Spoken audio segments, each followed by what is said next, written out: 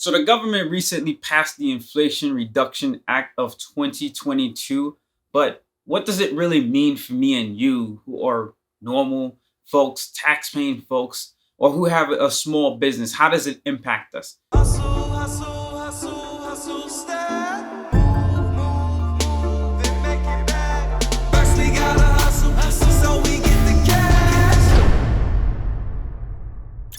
So let's actually take a look in the sense of what does it actually do.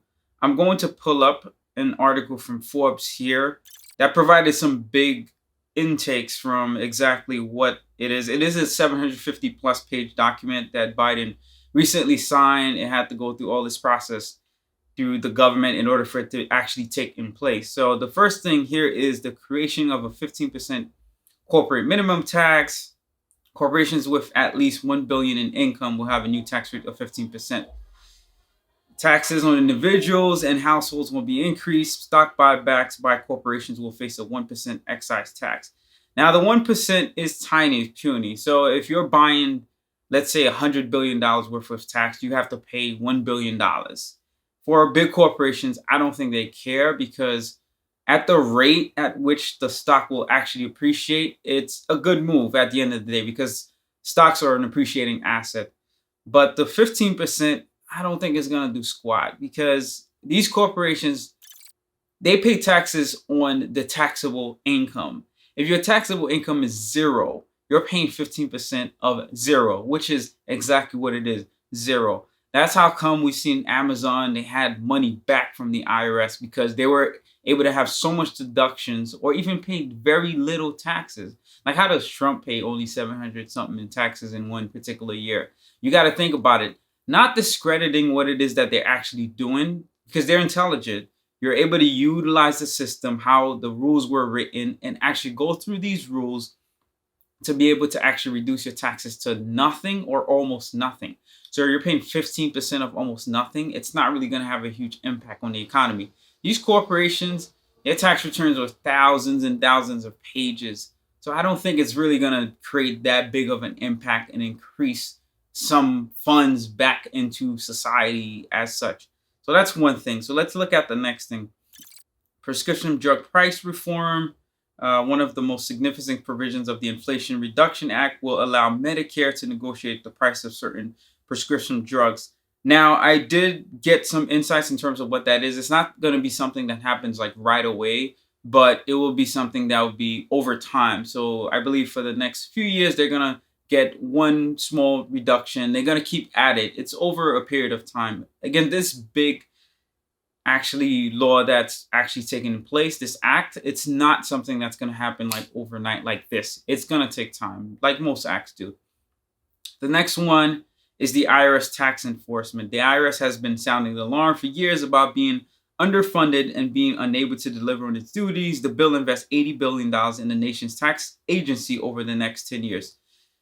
Yeah, my take on that is that, yeah, they're going to hire more manpower and such, but who are they really going to go after? You got to think about it.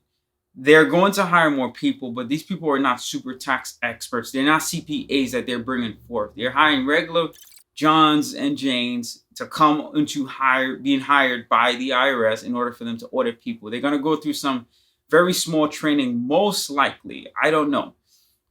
But those people, they're not going to have the expertise and experience to go after like these very big corporations. I feel, however, they may do so. They may do so. They might be hiring some very, very complex understanding CPAs that are very intelligent and are able to do that. And they're able to actually get some money back from these super large corporations. But I don't think that's what's going to happen exactly. That's my take on it. I think they're going to go after normal people or people who are making under that $1 million threshold, who probably have a little bit less complicated tax return that they are filing, and trying to go after those people because their taxes are about hundreds, maybe pages.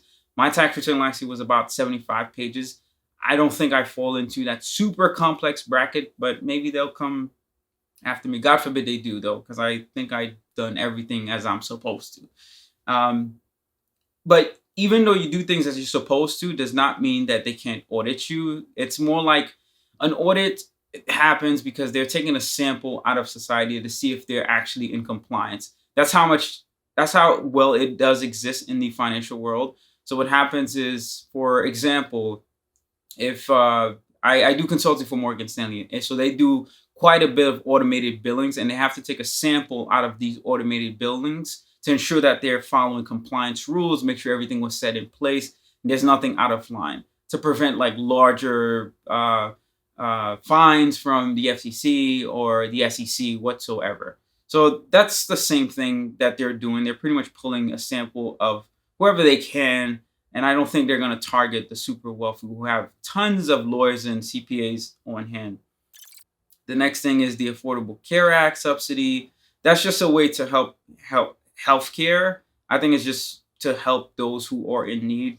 That's something they're extending, which I think they should continuously do. I don't know as much in terms of the healthcare side of it and how it's going to evolve and impact me and you who probably have like private insurance, but I think it's a way for them to help people who are in a much lower bracket who are receiving that free healthcare along the way. And the last thing it touches on is energy security and climate change investments. Those things I think are very positive and impactful. This also is an indicator that you should be watching out for, because if they are actually putting towards security and climate change investments, you want to try to look for those stocks that fall into that category or index funds that are investing in those areas. Because what's going to happen is, as you can see with Tesla, you get a large rebate if you buy Tesla. If you put in solar panels, you get a large rebate. So they're encouraging people to do these things. So the fact that they're putting more money towards this, I think is a good opportunity for you to buy some of these investments in the long run. And we can also take a look at how it looks on their website, because I actually took the one-page version, right? It repeats pretty much the same thing, but it breaks the numbers down, right? 15% corporate minimum tax. They're going to spend $222 billion on that. For me, it makes no sense why you got to spend that much money just to incorporate that. The IRS part, I do get. You got to pay bodies to actually do the work, but it doesn't make any sense. The prescription drug thing, I see 265 billion and so forth. Again, I think these things are possibly for you to a way for you to be able to reduce the inflation. That's their plan, is to be able to reduce the inflation that's going on, but it doesn't seem like it's gonna do that. Like, I am banking on the Energy Security and Climate Change Act. I think it's gonna have a very long-term overhaul on a lot of things. The Affordable Care Act, again, is related to healthcare and such. So I think those things are very good, because people who can afford certain insurance, this comes in handy quite a bit.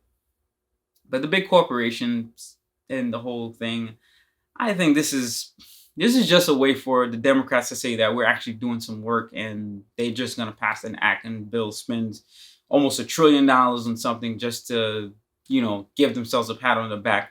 But I don't see really how, other than the Climate Change Act, is going to actually be able to bring a super positive impact in terms of inflation, reducing that. It just has to run its course to me. They're trying to play God, and they're going to keep getting it wrong. They're going to keep trying different things. It's trial and error. Democrats against Republicans, back and forth. Again, who's benefiting at the end of the day? I think it's just them. But those are my takes on it. Hopefully this brought some insights. It doesn't look like this is going to impact me or you as much, other than the fact that we might get audited. And hopefully it's neither of us, God forbid, and that we're, one, in compliance, as well as they're not just trying to flag us for absolute reason. So if you found this video insightful, please give it a thumbs up, drop a comment if you have any thoughts, anything you want to share. Subscribe if you haven't done so already. Peace, and I'll see you next time.